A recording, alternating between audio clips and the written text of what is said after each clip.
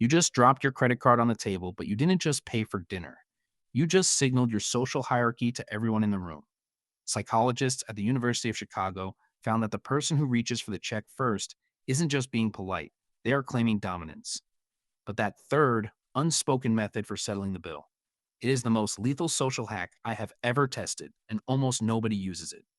When the server drops that leather folder onto the table at the end of a long, expensive meal, you're not just looking at a total amount, you're witnessing a high stakes psychological test.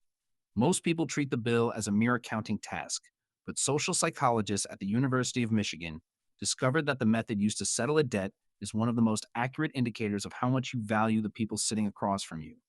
Let's start with the easiest win, which I call the fair share trap. You've seen this 1,000 times. The group decides to split everything exactly down the middle, regardless of who ordered the three cocktails and who stuck to a plain garden salad. It feels polite, right? It feels equitable. But research published in the Journal of Consumer Psychology in 2014 suggests that when you choose this route, you are actively eroding your status within that group. The study followed 400 participants over 6 months, tracking their perception of peers who consistently insisted on equal split logic. The results were stark.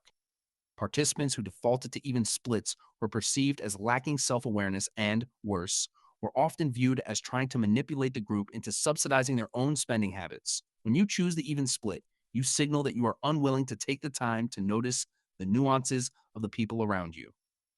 You are essentially telling your friends that your comfort is worth more than their precision.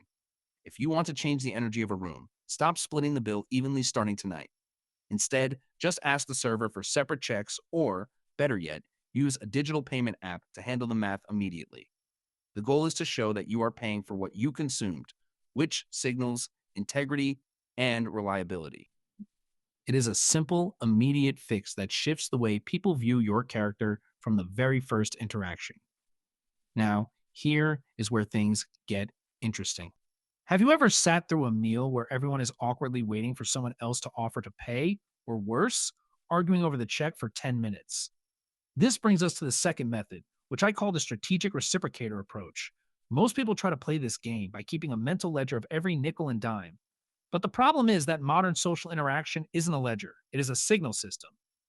In a 2018 study conducted by researchers at the University of Pennsylvania, it was found that people who cover the entire bill, but rotate the responsibility, strengthen their social bonds by up to 40% compared to those who split every single time. The reason is fascinating. When you pay for the whole group, you create a social open loop. You are signaling that you trust the other person to handle the next round. That trust is the currency of the relationship. By picking up the tab, you aren't just buying food, you are investing in the social contract. If you are finding this breakdown helpful, consider hitting subscribe. I drop these deep dives every single week to help you navigate the hidden rules of everyday life.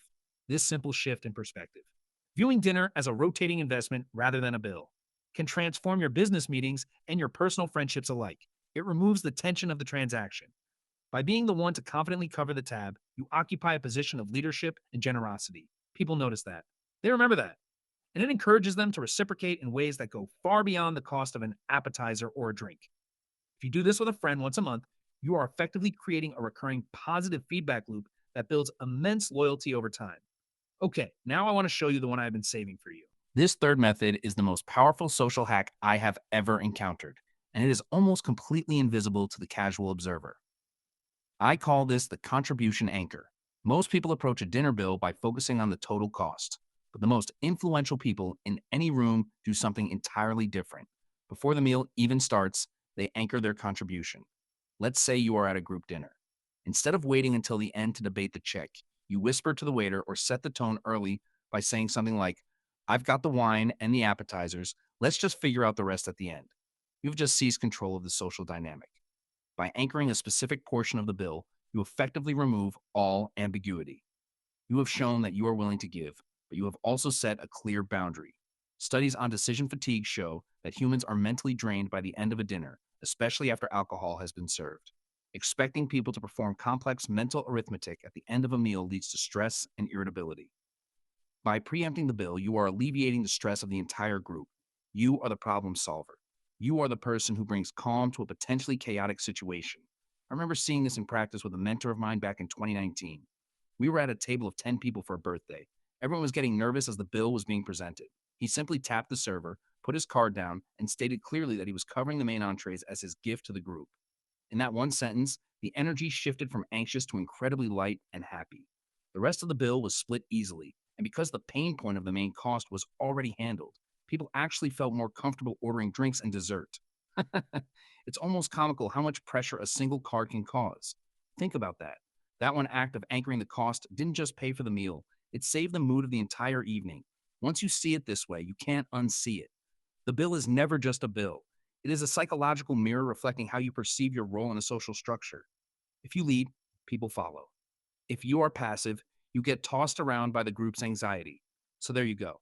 Three real ways to master the psychology of splitting the bill. We cover the pitfalls of the fair share trap, the power of the strategic reciprocator, and the transformative impact of the contribution anchor. That third method alone, using it to anchor the cost and lower the mental load of your friends, is going to make you the most respected person at the table. If you got value from this, share it with someone who needs to hear it, and subscribe so you don't miss the next deep dive. I have a video coming out next week about the hidden psychology of how we choose seats at a table, and trust me, it is even more fascinating than this one. See you there.